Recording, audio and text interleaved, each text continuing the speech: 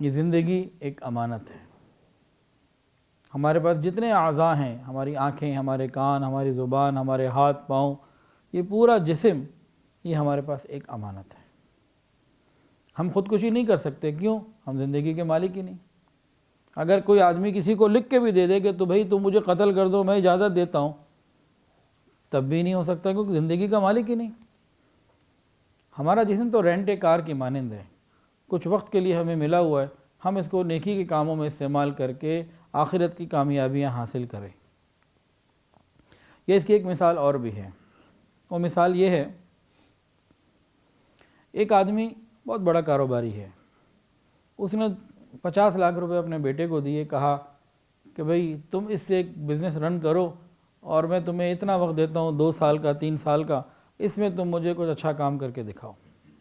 اگر تم نے صحیح طریقے سے بزنس چلایا تو پھر میرا سارا کروڑوں اربوں کا بزنس تمہارا، اور اگر تم 50 لاکھ ہی نہ سنبھال سکے پھر تم اس قابل ہی نہیں ہو کہ تمہیں سب کچھ دیا جائے۔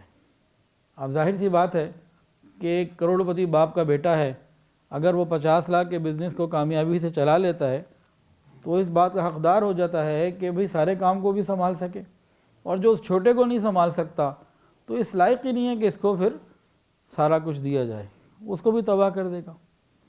بالکل یہی معاملہ، اللہ رب العزت نے ہمیں جتنی نعمتیں دی ہوئی ہیں یہ سب وقتی اور عارضی ہیں، امانت کے اعتبار سے، امانت کے طور پہ دی ہیں۔ جو شخص دنیا میں ان نعمتوں کو صحیح استعمال کر کے قیامت کے دن اللہ کے پاس حاضر ہوگا، اللہ رب العزت حساب کتاب کے بعد، گواہوں کی موجودگی میں، سب چیک کرنے کے بعد جب ثابت ہو جائے گا ہاں اس بندے نے میری امانت کا حق ادا کیا تھا، پھر اللہ تعالیٰ یہ ساری نعمتیں اسے پہلے سے بہتر اور بڑی دے دیں گے اور ہمیشہ کے لیے دے دیں گے، اور جو اس کے خلاف ہوگا اس کو پھر بھگتنا پڑے گا۔ اب یہ چیزیں امانت ہیں، اس کے بارے میں ایک دلیل یہ لے لیجئے، حدیث کے اندر آتا ہے اللہ تعالیٰ نے انسان کے اعضاء میں سے جب اس کی شرمگاہ کو پیدا کیا تو اس شرمگاہ کو فرمایا کہ یہ امانت ہے میری۔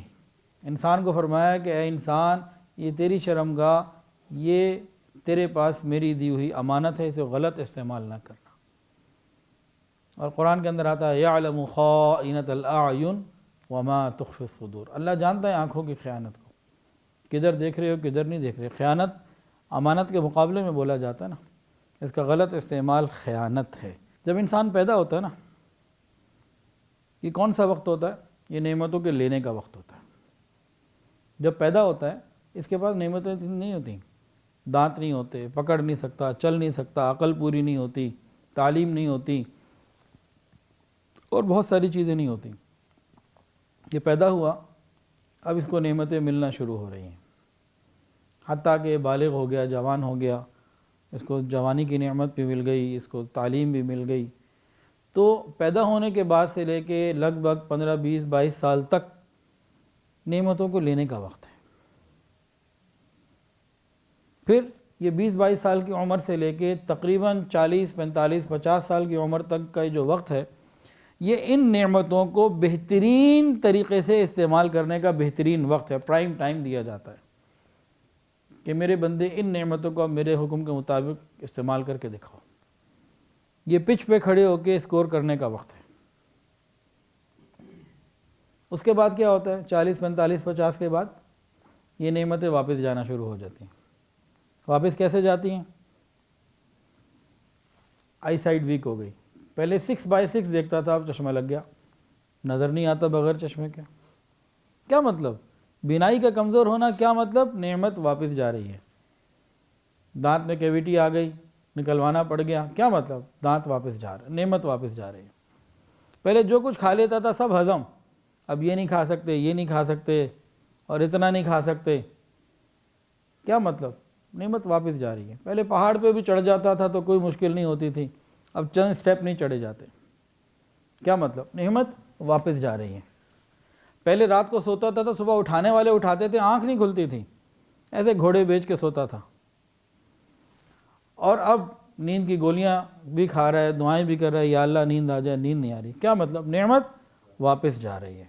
بلڈ پریشر کسی کا اوپر ہو گیا، کسی کا نیچے ہو گیا، شوگر کسی کے اوپر ہو گئی، کسی چیزیں سب اوپر نیچے ہو رہی ہیں۔ یہ نعمتیں واپس جا رہی ہیں، کوئی روک سکتا ہے؟ کسی کے اندر اتنی ہمت ہے کہ نعمتوں کو روک سکے، آنکھ کی بینائی کو جانے سے روک سکے؟ موت کیا ہے جی؟ موت ان تمام نعمتوں کے کامل چھن جانے کا دوسرا نام ہے۔ اب کیا ہوگا؟ اب قیامت کا دن قائم ہوگا، اور قیامت کے دن وَلَقَدْ جِئْتُمُونَا فُرَادَىٰ كَمَا خَلَقْنَاكُمْ أَوَّلَ مَرَّةٍ، ایک ایک بندے کو پیش کیا جائے گا۔ ثُمَّ لَتُسْأَلُنَّ يَوْمَئِذٍ عَنِ النَّعِيمِ، ایک ایک نعمت کے بارے میں سوال ہوگا۔ اب قیامت کے دن کا منظر اگر ہم قائم کریں اور اس کو سوچیں تو یہ سمجھنے کے لیے ایک منظر قائم کیا جا رہا ہے قرآن و حدیث کی روشنی میں، کہ گویا اگر کسی سے یوں پوچھا جائے، میرے بندے میں نے تجھے آنکھوں کی نعمت دی تھی، بتاؤ تم نے آنکھوں کی نعمت کا کیا حق ادا کیا؟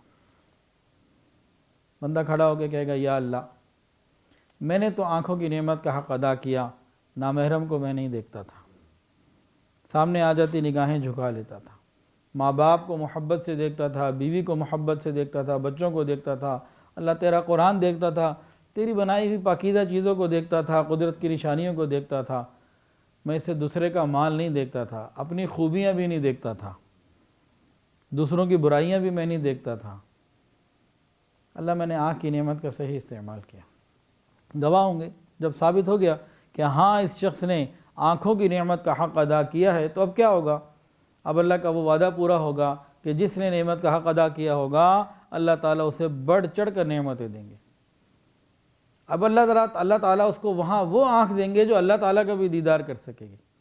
آج ہمارے پاس آنکھیں تو ہیں لیکن ان آنکھوں سے کوئی اللہ کو نہیں دیکھ سکتا۔ حضرت موسیٰ علیہ السلام نے بھی کہا تھا نا ربی ارینی انظر الیک، لیکن نہیں دیکھ سکے، تجلی کو بھی نہیں دیکھ سکے۔ اللہ نے فرمایا لن ترانی، ہو نہیں سکتا،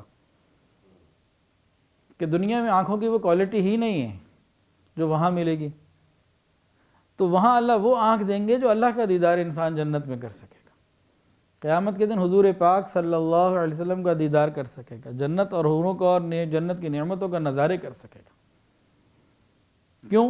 اس نے دنیا میں آنکھ کی نعمت کو صحیح استعمال کیا، اللہ نے اپنے وعدے کے مطابق اس کو بڑھا چڑھا کر آنکھ کی نعمت دوبارہ دے دی اور ہمیشہ کے لیے دے دی۔ ایک اور بندہ ہوگا، ہاں بھئی تمہیں آنکھ کی نعمت دی تھی، کیا کیا؟ ثابت ہو جائے گا کہ اس نے تو ہمیشہ نامحرم کو دیکھا، چھپ چھپ کے یہ چیٹنگ کرتا، انٹرنیٹ پہ اوپر نگاہوں کا غلط استعمال کرتا، موبائل پہ، اور دوسروں کے مال کو دیکھتا، دوسروں کے عیبوں کو دیکھتا۔ گھر میں ماں تھی، ماں کو محبت سے نہیں دیکھا، بیوی گھر میں تھی، بیوی کو محبت سے نہیں دیکھتا تھا، نامحرموں کو محبت سے دیکھتا تھا۔ جب ثابت ہو گیا کہ اس نے سارے کام غلط کیے ہیں اور آنکھ کا غلط استعمال کیا ہے، تو کیا ہوگا؟ وہی وعدہ پورا ہوگا کہ اس نے امانت کا حق ادا نہیں کیا، اب اس کو دی نہیں جائے گی، اب اس کو قیامت کے دن اندھا کر دیا جائے گا۔ قرآن مجید میں ہے قال رب لم حشرتنی اعمی وقد كنت بصیرا، بندہ کہے گا اللہ آپ نے مجھے اندھا کر دیا، اندھا کھڑا کر دیا، میں تو دنیا میں بڑا تیز دیکھتا تھا، الٹرا ساؤنڈ والے بھی بعد میں بتاتے تھے، میں پہلے ہی بتا دیتا، اتنی نظریں میری تیز تھیں۔ اللہ فرمائیں گے قال کذالک، ٹھیک کہہ رہے تو، اتتک آیاتنا فنسیتها وکذالک اليوم تنسیٰ، دنیا میں تو نے میرے احکامات کو بھلا دیا، آج میں نے تجھے بھلا دیا۔ اندھا کھڑا کیا جائے گا، کیوں؟ اس نے آنکھ کی نعمت کا غلط استعمال کیا۔